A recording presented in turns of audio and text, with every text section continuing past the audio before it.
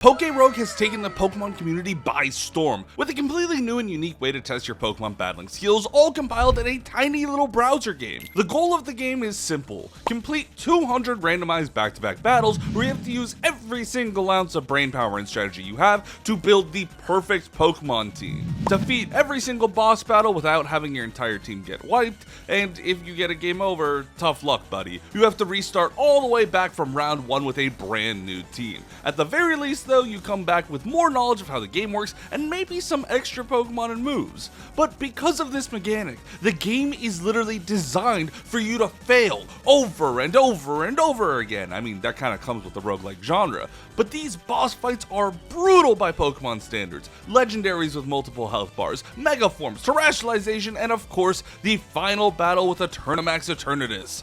It's not uncommon to win a fight with more than half of your party unconscious and still call it a complete victory. And why wouldn't you? If your Pokemon faints, you can just pay some cash after any battle to revive them. But what if you couldn't? See, PokeRogue has proven to be extremely difficult, that even defeating it normally is a monumental achievement. But there's still one thing that hasn't been done: a coming of age for any Pokemon fan game. A question that I must ask: can you Nuzlocke PokeRogue? Well, let's find out. Now, if you've never heard of a Pokemon Nuzlocke challenge, it boils down to 3 simple rules. The first is that you can't use healing items in battle. Easy, PokeRogue already doesn't allow that. The second is that you can only catch the first Pokemon you encounter in any given Pokemon route, and since routes don't really exist in PokeRogue, we'll consider every 10 levels its own route. And the most iconic rule is, of course, if a Pokemon faints, we must immediately release it. And since PokeRogue doesn't have a PC system, whether we switch our Pokemon out is actually going to be a huge decision. We can't just catch one to save for later. Now, for the record, when I set out to start this challenge, I made a brand new PokeRogue account since the one I usually play on already has access to legendaries from the start, and that just seemed unfair. But after a couple failed attempts at unlocking a handful of Pokemon to start with, I began to develop a strategy for this Nuzlocke, mostly circling around training 3 starting Pokemon: Fuecoco, Sprigatito, and Magikarp. And also, since I had one more party point, I took a Sentret in our party, just to throw at a problem. I don't care if they die. Not only does this team composition give us a solid type spread, but each of these 3 Pokemon are broken in their own way. But we'll get into that later. Let's get into our run. The very first round, and the first Pokemon we encounter and are allowed to catch was a Ralts, which, based on the comments I get on most of my videos, means that this run was officially blessed, and I was happy to catch this. Now, if you've never played PokeRogue, you may be confused by all the random images flying on screen, so I'm gonna give a quick explanation of how the game works. Every single one of the 200 rounds consists of a battle. Now, whether this battle is a wild Pokemon, a double battle, or a trainer is almost completely random with a few exceptions. The first being a boss battle, which happens at the end of 10 rounds, and the other being Ivy, the bane of my existence, who has ended almost all of my attempts at this Nuzlocke. I never really got past round 25. After every single battle, you get access to 2 things. The first is the shop, where you can buy healing items, but money is kind of hard to come by, so you really have to budget. And the second is that you get to choose a random item from a set of 3, later expanding to 5. Now, these random items that you get to choose can be anything from held berries, to TMs, to free healing items, to rare candies, to completely game-changing mechanics like picking up a Mega Stone. But outside of the store and choosing an item, there is no pause between each encounter, which is why we have to make sure we're prepared when we have to fight our rival Ivy, the Grim Reaper of Pokemon ourselves, even if she is just rocking a Grookey and a Hoothoot. I don't know why she's calling me a cheater for winning, alright? You're the one who chose arguably the weakest starter and regional bird duo in the world. Now, when we reach level 10 and we fight our first boss, this could be a Pokemon with multiple health bars, or maybe even a gym leader, which, yes, is a pain in the ass, but defeating them means that we get fully healed and enter a new route, which for us means a new potential party member, as long as we remember we can actually catch it. I'm sorry, Bidoof. Now, in your mind, you may be thinking, "Oh wow, Moop, what an amazing explanation for how this game works. You're so cool, but when does strategy come into play?" To which I'd reply, "Okay, dude, calm down, I'm getting there." See, in a regular Pokemon Nuzlocke, you essentially have unlimited experience points. If you're not ready for the next gym battle, you can just stuff rare candies or chansies down the throats of your Pokemon until they're ripped out of their goddamn minds. But with PokeRogue, There is no grinding. There are 200 battles and that's it. There is a finite amount of experience, especially in the early game. So if you don't distribute it among your Pokemon correctly, your run is toast, just like the last 4 I tried. For example, if I spread my experience evenly across 6 Pokemon and one of them perishes, I've now lost a huge chunk of experience I can never get back. So my strategy is to take a single Pokemon, Fuecoco, and pump them full of sweet, sweet Pokemeats until they can evolve into a Crocodile and carry us through this early game, even through our second fight with Ivy. See, if there's anything I've gleaned from failing at this game multiple times over, it's that the AI for our beloved rival is a wee bit predictable. Almost as predictable as the several people who have already commented mommy the moment I caught her rolls. Since I led with a fire type, after one attack, I know Ivy's going to switch her Thwacky out into her new Pokemon, which turned out to be a Sigilyph. Even though I know they can do a little damage to us with Gust, a super effective bite is going to take them down. Now all I have to do is have Crocodile sweep their team because we've been juicing him up at the cost of the rest of our party being pretty underleveled. We'll just have to progress far enough that we can collect more items that can share XP more evenly. The next few rounds are pretty easy. We're mostly fighting poison types with our festive Crocodile, who is 5 levels higher than any enemy, but they won't have to fight all their battles alone, since one of our lovely fish Pokemon just hit level 20. Yes, sweet, sweet Magikarp has taken off their glasses to reveal the lovely, beautiful behemoth of a dragon underneath. And if there's one thing PokeRogue has carried over from Nuzlocking traditional Pokemon games, it's that Gyarados is a monster. Seriously, why is this thing obtainable at level 20? They are league stronger than any other Pokemon is at that level. To throw this run, I would have to do something insanely stupid, like feeding a rodent to a venomous snake. Okay, I'm gonna be real, I've watched this clip like 5 times over. I don't know why I sent an underleveled Furret in to what would clearly be their demise, but I did. It's our first death of the run, and I do have to immediately release it, but I'm still confused on what I was thinking. Gyarados was right there. If only we could find the perfect party member to replace that adorable tube-shaped meat shield. Oh, a shiny! That'll work! Hey, by Nuzlocke rules, I'm allowed to catch it. Shiny Claws, baby! Blessed run! Besides the new veiny addition to our party, the simple act of owning a Gyarados is strong enough to carry us through the next dozen levels until Crocodile is ready to evolve, and this is what I've been waiting for. My entire strategy revolves around Skeledirge. Now, when I first started playing PokeRogue and seeing the back-to-back-to-back battles, I quickly realized that Skeledirge, the final evolution of perhaps the derpiest starter Pokemon to ever exist, would be broken. See, the way PokeRogue works is that since battles are back-to-back, status conditions, weather conditions, field effects all carry over until you either defeat a boss or start a new trainer battle. But this applies to buffs as well. Skeledirge's signature move Torch Song increases its special attack every time it's used, which means despite being a fire type, this Croc is just a huge snowball rolling down the mountain getting larger and larger. He's truly just so goddamn powerful. By battle 4 on any route, he's doing 3 times his damage, and if we boost that even more with held items, he's unstoppable. In the next 44s, the only time I ever felt he was in danger was when we fought Watson and we got flinched 3 times in a row with a Manectric using Bite, which is bullshit odds, by the way. Because of that, we ended up having to sack a Grimer we had been carrying around and our newly evolved Gallade, because you all didn't deserve to have anything Gardevoir adjacent. In terms of new Pokemon we added to the team though, we're getting close to what we would need to be our penultimate 6. So we caught a Raichu at a power plant and managed to fully evolve Meowscarada and our shiny Girder to put a pretty solid group of 5 together. In my opinion, they were stronger than most teams of 6,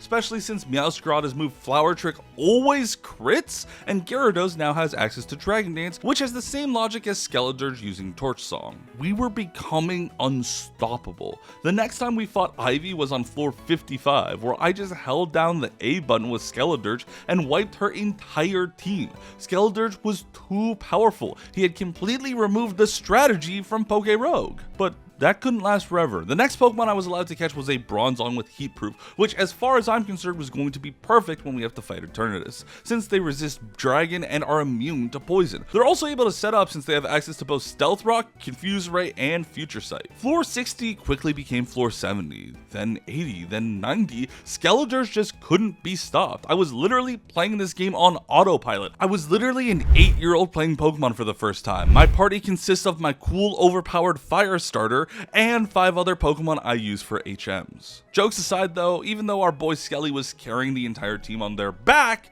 it didn't mean we were neglecting the others. All of my Pokemon were overpowered in their own right. For example, I found out that Raichu has access to Pikachu's Let's Go Pikachu moveset, including the move Zippy Zap, which not only has priority, meaning it always goes first, it has a base power of 80 and always crits.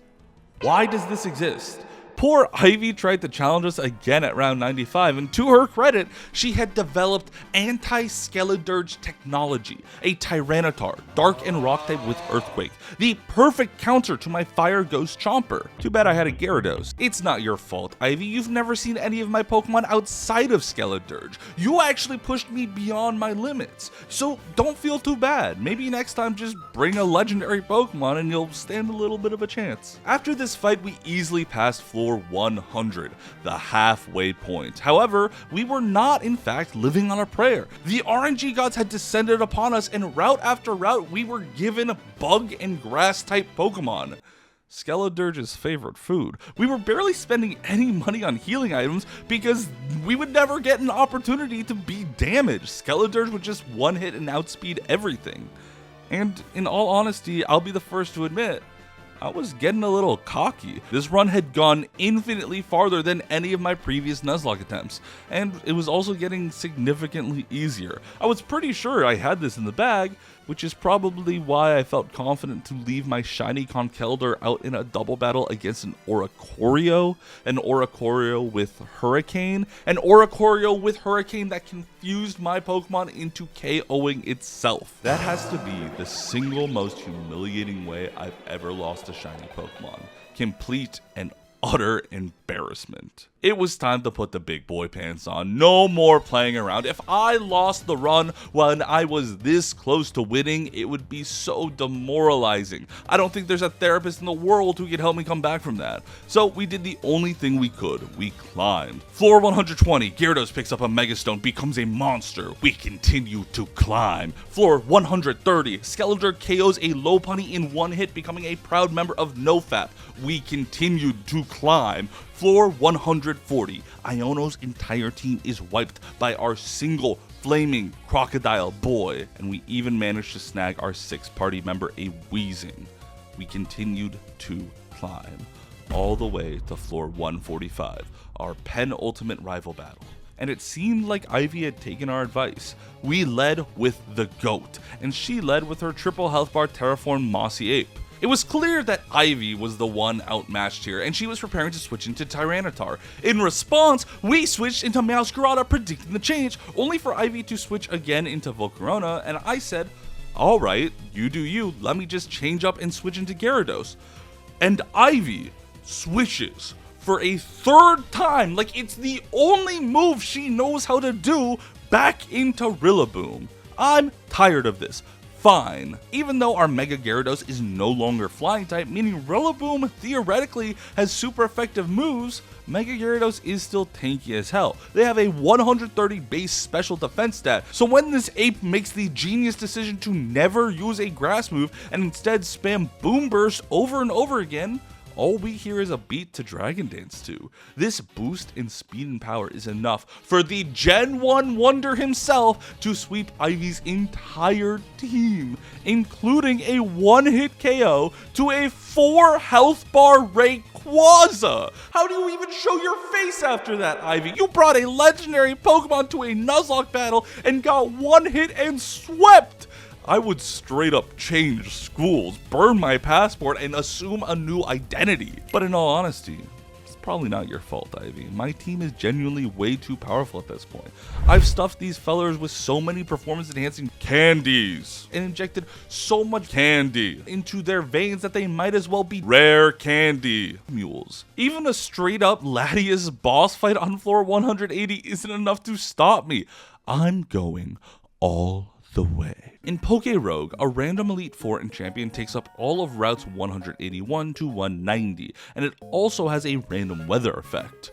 And we rolled Sunny Day, meaning that all of Skeledirge's torch songs would be more powerful. The literal stars had aligned. I don't know what kind of goat I sacrificed to get this luck, but it was enough for us to beat down the entirety of the Blueberry Academy Elite Four. And if you're wondering, yes, I am a 25-year-old man bragging about my fictional flaming crocodile beating up a bunch of fictional middle schoolers, and it feels so damn good, baby. Even Leon, the champion of the entire Pokemon world, boosted by a Zacian of all things that was terraformed, was nothing before the might of my adorable little Skelly. And while defeating the champion may be the end for many traditional Pokemon Nuzlocks, in PokeRogue, we still have 2 Goliath battles waiting for us. The first is round 195. Ivy. And for the first time, I'm genuinely terrified of her. Not only is she juiced with a Mega Rayquaza, but I can no longer catch any Pokemon.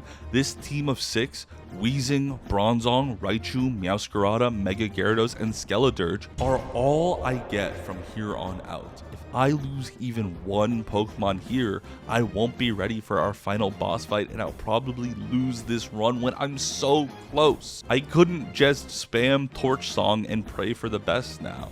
I went in with a carefully planned strategy. See, my strategy of spamming Torch Song for 50 floors may seem brain dead at first, and yes, it is. It required no skill, but it also allows me to do 2 things. The first is to stockpile items. See, after every single one of those 50 battles that Skeledirge just barreled their way through, I get an item, such as citrus berries. Now, these items activate mid-battle when a Pokemon is damaged, but since Skeledirge is the only Pokemon who's seen sunlight in weeks, all my other Pokemon have a huge cache of unused items that they can pop when they need to.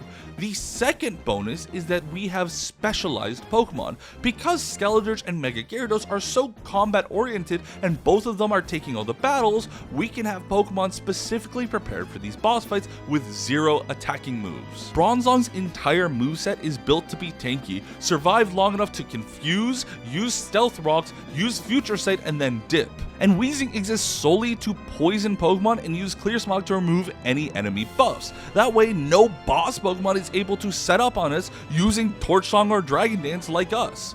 And so, we began our final battle with Ivy, the only obstacle standing between me and my destiny of becoming the first person to complete a PokeRogue Nuzlocke. We led with Bronzong, she led with Rillaboom, but I've known this monkey for a while, and years of taking a dirge to the face have inflicted unrepairable trauma upon him. He switches out the coward into Volcarona while Bronzong sets up Stealth Rock. Bronzong stays in, tanking a Fire Blast from Volcarona because it is no longer super effective thanks to our ability Heat Proof. We get off a Confuse Ray and we switch into our boy Skeledirge. Now, I've fought Ivy so many times that I know anti-Skeledirge technology is coming next. Tyranitar takes a Torch Song to the face before we send in Meowscarada to clean up this mess and send them to an early grave with Flower Trick.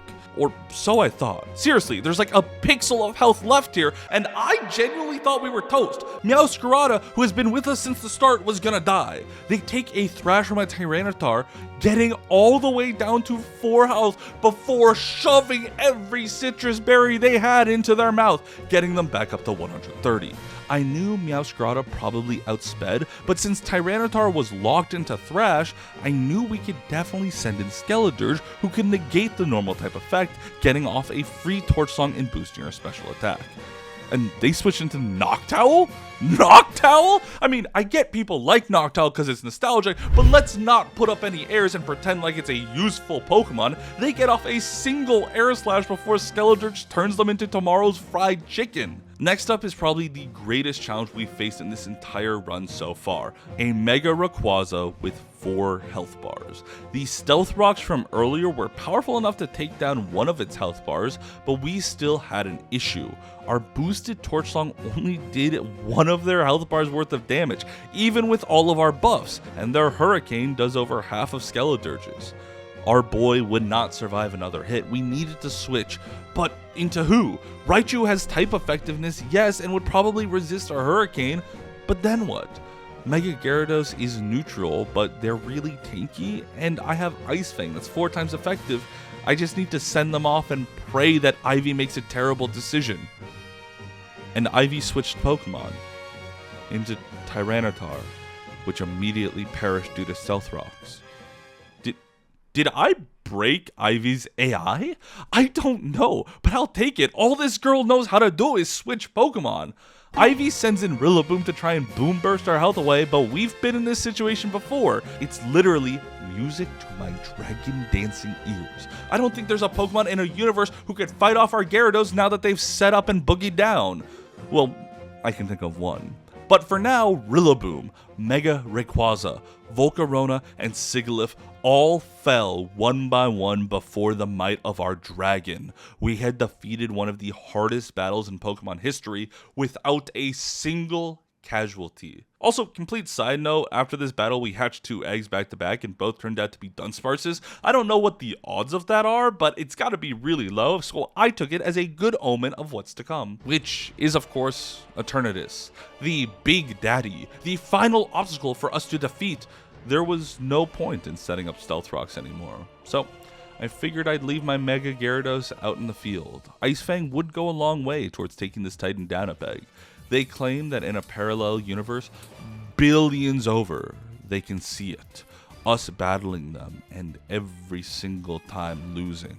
Well, Mr. Eternatus, I can see the future too, and you don't live to see tomorrow. Our final battle commences. We use Ice Fang, they use Sludge Bomb, they Eternamax, we brown our pants. The usual final boss stuff. Oh, what?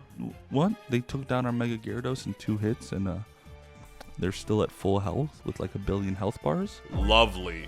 Alongside Eternamaxing, Eternatus also gets free boosts to their special defense, attack, and special attack. Mostly, they just double all of their stats, which is intimidating as hell. But we have a Weezing. We've dragged this cancerous blob of smog through nearly 100 floors, all for this sole moment. The first time they've ever been in battle. We use Clear Smog, removing all of Eternatus' buffs, and just like that, our boy has fulfilled their entire purpose. It's time to send in Skeledirge. We have one last opponent to fell. And you know the drill. Torch Song over and over, baby. We're serenading your death. Eternatus continues to slaughter through our team. Weezing to ashes. Bronzong melted down for scraps. Even Meowscarada gets blasted into oblivion with a flamethrower, but we hold strong. Torch Song, Torch Song, Torch Song. Our entire team is gone. It comes down to just our Skeledirge, the original GOAT, the one Pokemon I formed this entire run and strategy around supporting. And in cinematic and narrative satisfaction, Skeledirge defeats Eternatus with a 4 times boosted flamethrower on the last possible turn before our inevitable demise. With a single Pokemon left in our party, we have successfully Nuzlocked Pokemon Rogue, becoming the one true Pokemon champion. Have a nice rest of your day. What a damn crazy journey it was. Have a damn nice rest of your day.